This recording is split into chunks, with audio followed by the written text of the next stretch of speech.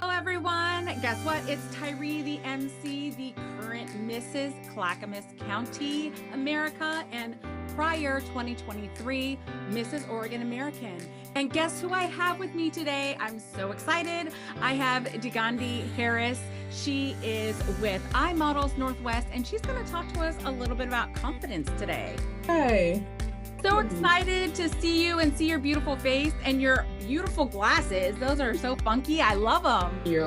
Me and my daughter saw Wicked, and I said I have to channel Elphaba at all costs every day that I can. I've met you once before. We've worked a little bit with each other before, and you are going to talk about confidence.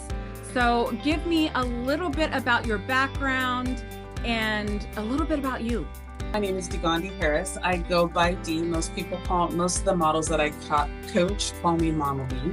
Essentially what I do is just help the models get to where they feel they want to be, what success is to them and their modeling career and modeling journey. I started off acting when I was 8. I'm from Southern California.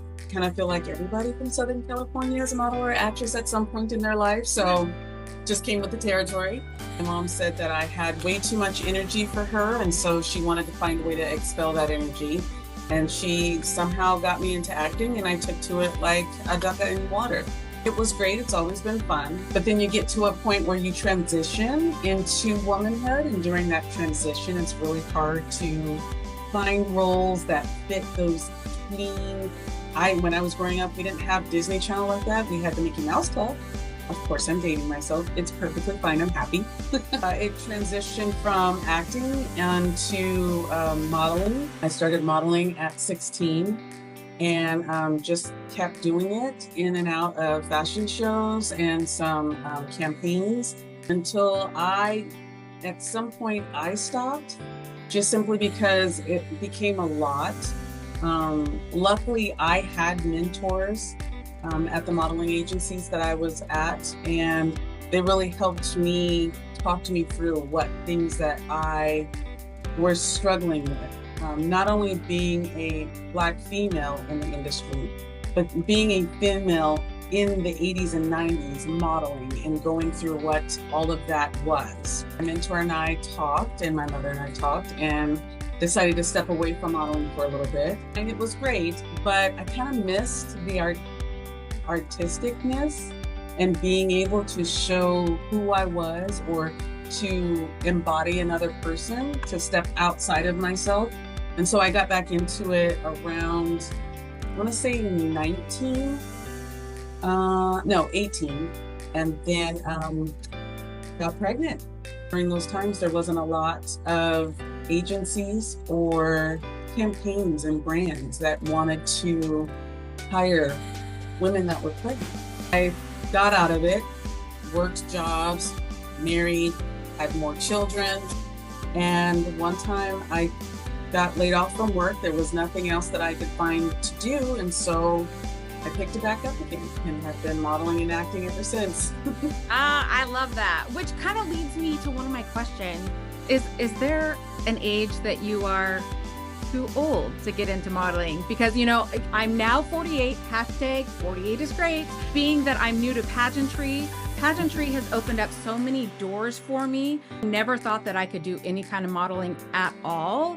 And at one point I was a custom size model, curvy lady that I used to be. And now, you know, I've gone from size 22 to a size 2. And I'm actually walking in New York Fashion Week coming up in February. I've kind of been able to get into it just because of pageantry. But is there a point and an age where you're like, you're over the hill, too late for you to model? Absolutely not. As a matter of fact, because of social media, there have been more women over the age of 40 that have just started modeling, getting into modeling. And they are loving life. A Black model on Instagram, her name is Coco Mitchell, I believe. And she started modeling, I believe it was in her 50s or 60s. And she is all the rage in New York right now. She's walked in New York Fashion Week several times over. There are 2 other models that are quite the hit right now. Joannie Johnson, she began modeling in her mid-60s. And then there's also Carolyn Dwelling. She started modeling at the age of 70. Wow. Okay. Yeah. So how can someone like that, someone that has no experience, number one, have enough confidence to even try? And number two, where do they even go? So that's one of the things that we plan to talk about at the Women's Empowerment Conference. Confidence. There are some things people think it is, and there are things that it's really not. For instance, me growing up, I always thought having my hair perfectly done, perfectly slicked, in it, everything, every hair in its proper place, face full done, you know, looking just perfect, if you will. I thought that was confidence, but it really was just a mask. It really was just armor that I put on for myself to hide all of the things that I had to deal with, that I lived through. I am a survivor of domestic violence, and that was one of the ways that I kind of like put that armor on so that others couldn't see who I am. But that's part of the confidence, right? Like accepting who you are, accepting what you went through, recognizing that you got here, wherever that's at, and being willing to take that even further. And as far as modeling, if people want to get into modeling, it's so easy nowadays. But I do have classes and workshops on that. Essentially, what I tell folks is just bare minimum. Decide what type of modeling. They want to do commercial, high fashion, lifestyle, body parts. There's so many different ways to model. No one way is the right way. As long as you're getting paid for it and your clients and the brands keep calling you, you've got this. But now it's so much easier too with social media. Social media, we're able to show who we are, what we've lived through, where we stand. And a lot of brands really, really crave that authenticity. I just say, be you on your social media, and you'll never know what to do. I love that answer. I've struggled with some self-confidence because you're always so worried about what other people think of you. And it took me a long time to realize they don't matter. You know, what they think of me is none of my business. Correct. It's what I think of me and how I want to represent myself into the world. For those ladies who are having a really hard time overcoming the fact that of what other people think, what would you say to them? I would say it doesn't matter. You're on your own journey. No one can be who you are. No one has lived through your experiences. No one was nurtured in the family that you grew up with. So you are your own unique person. And trying to work with what other people are thinking, you're never going to please anyone. A couple of years ago, there was a campaign for women that were talking about, there were all of these celebrity women talking about, don't smile too much. You don't smile enough. You're too round. You're too thin. You're too short. You're too tall. We're never going to win. Yeah. Also, when America Ferrera was talking to Barbie, recognizing all of the things that the world tells us that we have to be, you only have to be you. So if we're not hearing it from the different movies that are out there, she played in Ghost. Demi Moore? Demi Moore, yes. So she just won the Golden Globe, right? And she's in this movie called The Substance. And it's all about how we think about ourselves, how we can self-loathe, how we can tear ourselves down, and all the different things we do to ourselves mentally, physically, and emotionally to kind of compensate for what the world says we have to be. I swear a lot. I won't this time, but I can bleep it out. Have that. Be you and enjoy who you are. You have so many people around you that love you and need you and want you there. They come to you and look for you for advice. for your wit, for the way that you care for them, that is where you ground in. That's what you ground in. Thank you so much. That's going to really speak to some of these ladies. For those ladies who are coming to your workshop, what is your hope that they will walk away with? Embracing and loving who they are. Period. Point blank. If you haven't seen you before, you'll get a chance to see you through maybe some other eyes.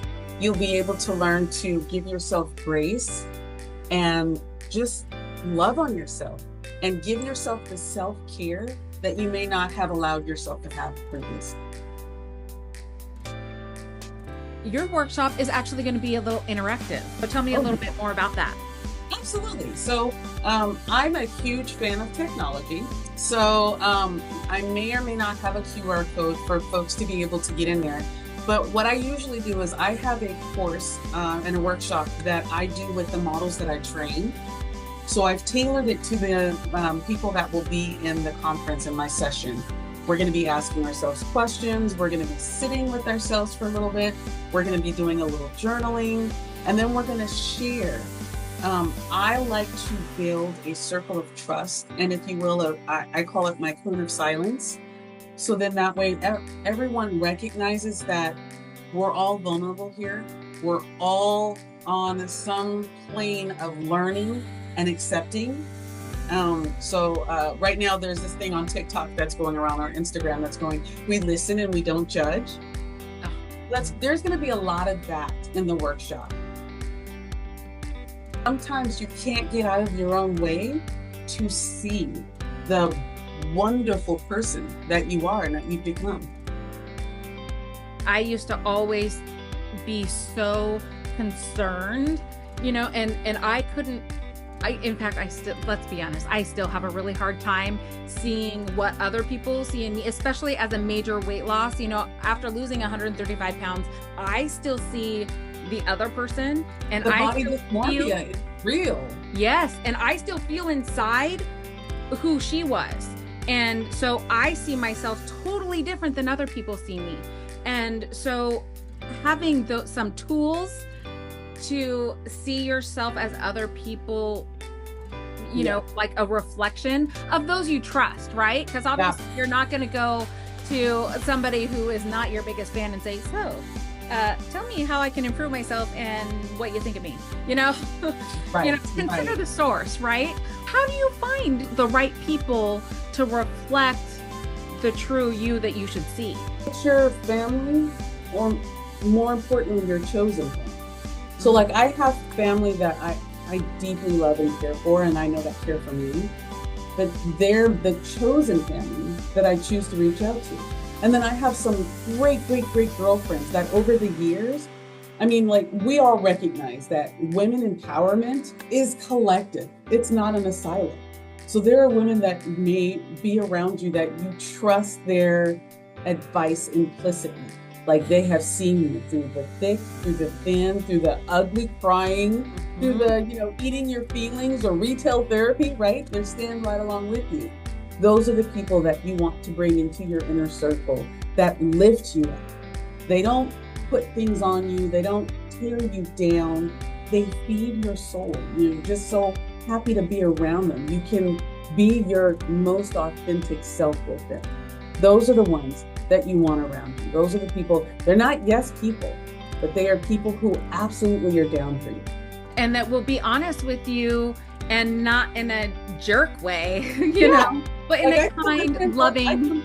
Yes, I tell my friends all the time when they're asking me a question, I was like, okay, do you really want to know? Or are you asking a rhetorical question and you just want me to listen? Because I may have some things to say that you may not like, but it's all in love, because that's what I feel like, that's what nurtures each other's souls. It's, yes, this is a thing that you can fix or work on, and yet I'm here to help you. I'm here to walk with you. I'm here to embrace you regardless.